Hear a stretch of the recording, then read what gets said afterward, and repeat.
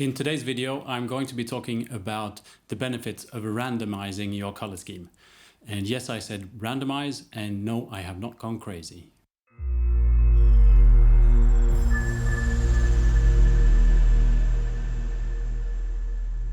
When we paint miniatures, or at least when I paint miniatures, we like to be in control.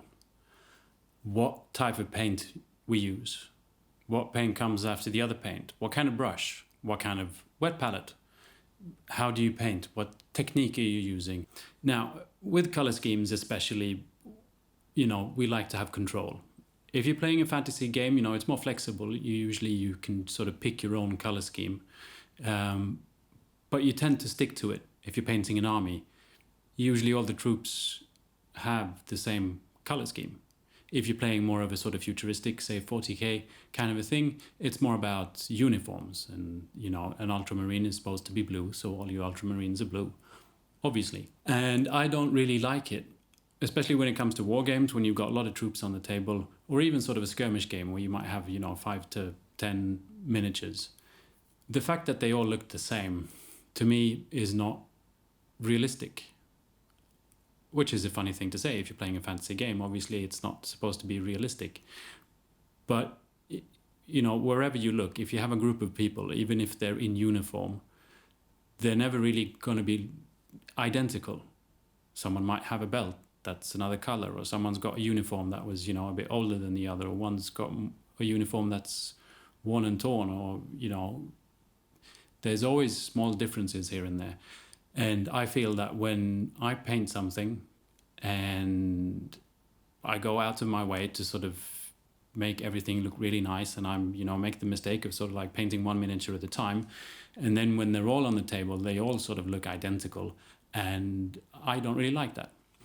Now, the idea originally was because I'm painting orcs, and so first I was sort of, I can't even imagine how an orc would paint their armor, because I wanted them to have painted armor. It's not just going to be metal and rust. But I can't really get into the head of an orc and imagine, what's fashionable and what they like. So I figured, it should just be random. And secondly, I was sort of inspired by my son. He was sitting here and painting something, and he sort of, I got all my paints. It's my paint rack. And he went like this. I want to paint it in this color. And then I want that color. And he's like, he wasn't even looking. He just picked bottles at random. And he painted a miniature with them.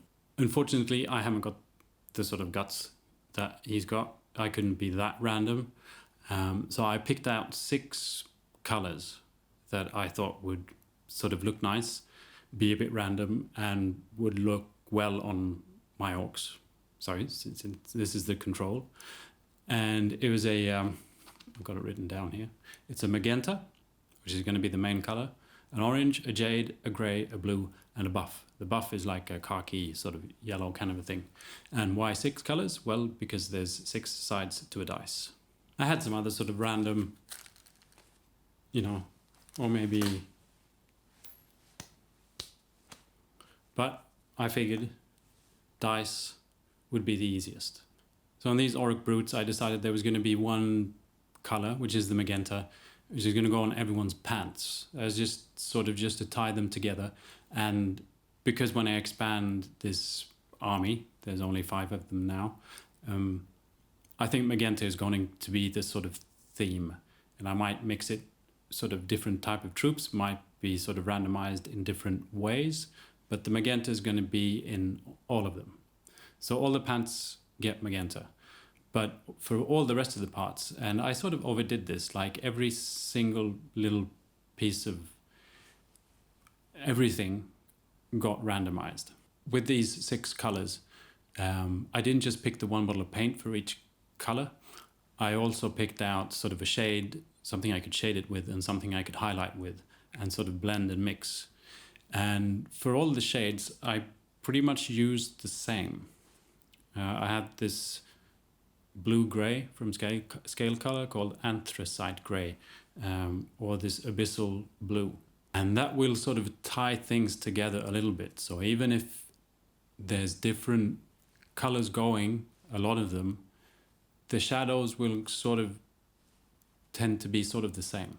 And so basically I went through my list and picked apart, threw the dice, made a little dot with that color that I was then going to paint it, and just worked my way around the miniature, marking every piece of armor and, you know, handles, pretty much everything got to be randomized. And then my process when I painted this was basically I did a wet blend first of all the different colors, trying to follow the zenithal priming so that the shaded areas in the zenithal priming are still shaded and the highlights are the highlights. And I used pretty watered down paints so that the zenithal priming as well shines through. This leaves a bit of a dull, not as saturated look, but for me to use as sort of the base layer, it works out fine. And the next step is pretty much sort of edge highlighting, highlights, getting some more saturation in. There's also details like these orruks have sort of some kind of tortoise shellish armor. And so I sort of put in a bit of extra effort there just to sort of highlight that. You know, and after sort of the normal paint job, I also went in with some oil paints and pigments and things like that to sort of make them a little bit more dirty, a little bit more grimy. And this also sort of binds together the different miniatures. I mean, it's a pretty clowny color scheme. There's 6 different colors on the same armor. And if you just look at one of them, there's not really all that much point to the randomization. Now, all of a sudden, everything looks really random. Now, this sort of turned into, quite the project. You know, if they would have just been red or all purple, painting them would have gone faster. And I'm not saying that this is the point of exactly what I'm talking about with the randomization. You don't have to have 6 different types of paint. You know, these are like the elite brutes of the army. When I keep on working on the army, maybe I won't pick 6 different colors. Maybe there'll just be 3. Maybe there'll just be 2, and sort of I randomize something else on there. The point here really is that I would never have taken any of the choices when it comes to what part has what color. You know, I could never have decided this without the dice. And together, you know, if this would be sort of, you're playing Warcry and you've got these fellows running about, you know, it doesn't have to be an entire army. It looks pretty cool. And they have this sort of strange, sort of natural feel about them. It's really sort of loud colors and it's all weird. But, you know, it's very orcish. They're lovely.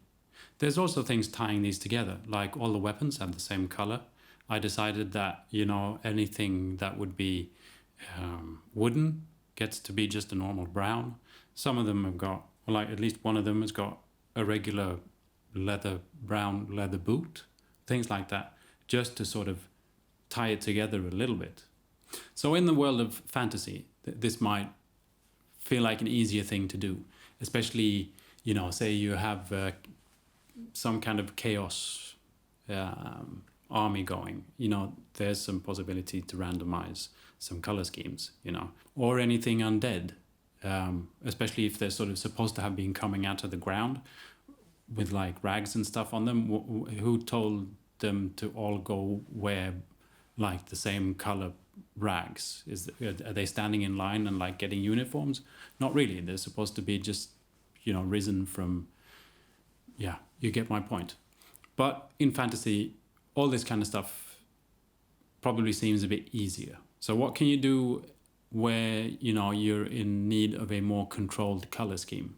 Well, I want to show you this picture, and it's black and white, and I've blurred out the faces because, well, I haven't asked them if they want to be on YouTube, and one of the gentlemen in this picture is my granddad.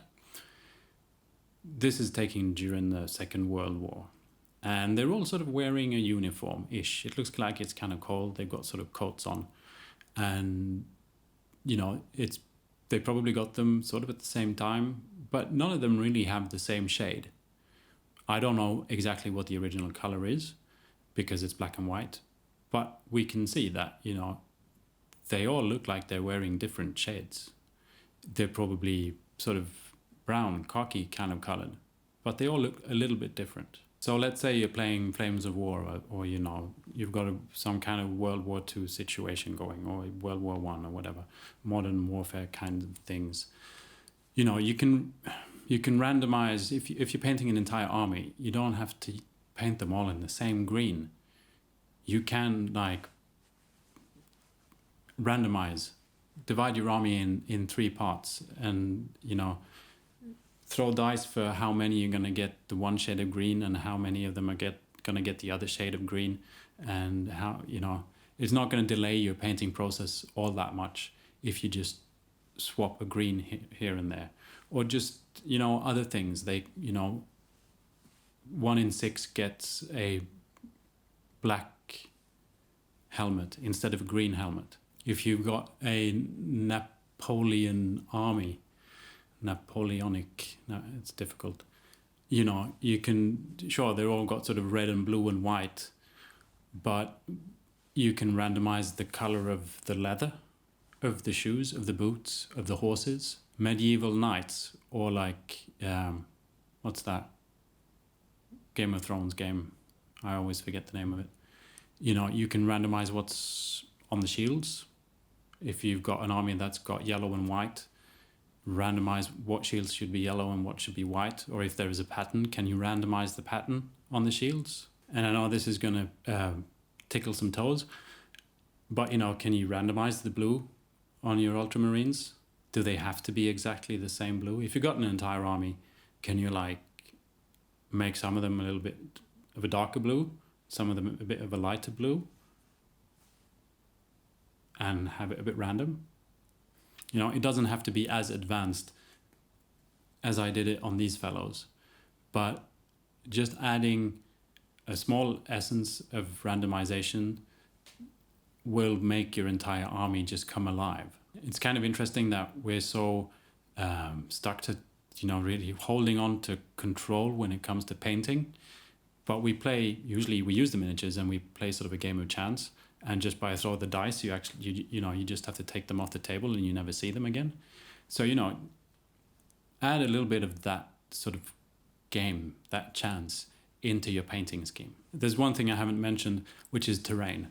And I think terrain benefits even more from randomization than miniatures. Even if you're in a futuristic situation, you've got tons of concrete ruined buildings. Why are they all the same grey? You could at least have 2 or 3 different types of grey. Maybe one was actually painted and there's still paint on. If you've got sort of Tudor type houses, you've got a small sort of town situation thing going where you're playing your Mordheim game. Is there maybe 3 or 4 different types of paint they could have used on the houses? Can you randomize that? Randomization is actually used in real life pretty often, at least here in Sweden, when sort of people build houses, usually sort of countryside houses. It's very common to have wooden paneling on the outside. Pretty common thing is to have 3 different lengths of paneling and a dice, and you throw your dice, a 1 and a 2, and it's a thin one, and you get it. Also, that when you look at the house, it doesn't, the human eye kind of likes a little bit of disorder. You might be thinking I'm just crazy, or you might like the idea. But all I can say is I really like how these turned out. I think the randomization worked a treat. A lot of decisions were made that I would never have done otherwise. I think in an army situation, this is where you would benefit the most out of some kind of, because just making things look a little bit different is really fun. But also sort of skirmish games where you've got like a small troop of miniatures. If they are from sort of the same, if they're not already random, like you've got just 6 completely different type of zombie hunters, you probably would have painted them pretty random anyway.